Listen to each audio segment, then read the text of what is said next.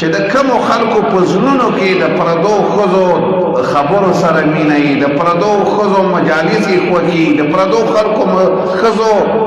د مجالسو سوچونه کوي. قرآن کې رب العالمین فرمایي چې دا هم د زړه بیماران دي.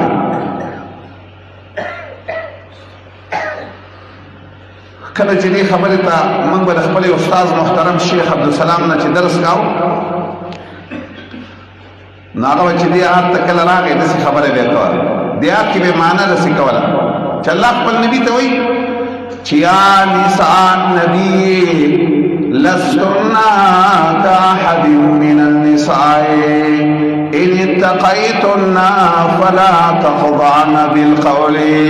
فيطمع الذي في قلبه مرض. الله د نبی بیانو ته وایي چې د پردو سړو سره خبرې کوي نو د ناز او د جوړې خبرې باندې کوي. ولی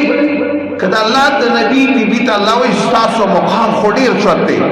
کته داسې نرم او پسته باندې خبره وکړي هغه سړی چې په زړه کې مرض دی، معنا د پردو ښځو خبرې خوښي، میل الی الاجنبیات، نو هغه باندې دا خبرې هغه به څه تمه پیدا شي چې یاره د دې ښځې نه خو زما حاجت پوره کېږي. اوس دې خبرې ته مثلا زه به دا نورې بیماریانو خو په خپل ځای تاسو هسې سوچ وکړئ، نن چې کوم مسلمان والله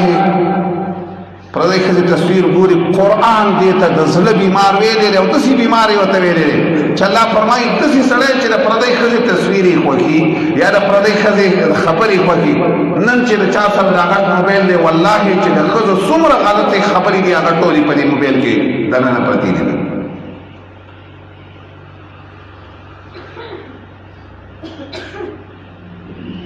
زه یو عالم یو خبره کوله او دا خبره زما زړه ته سمه کوله، والله کله د موبایل فتنه نه ده کنه، کله صحابه په شان ایمان چرته د چای او د زړه په لحاظ سره داسې روغي لکه صحابه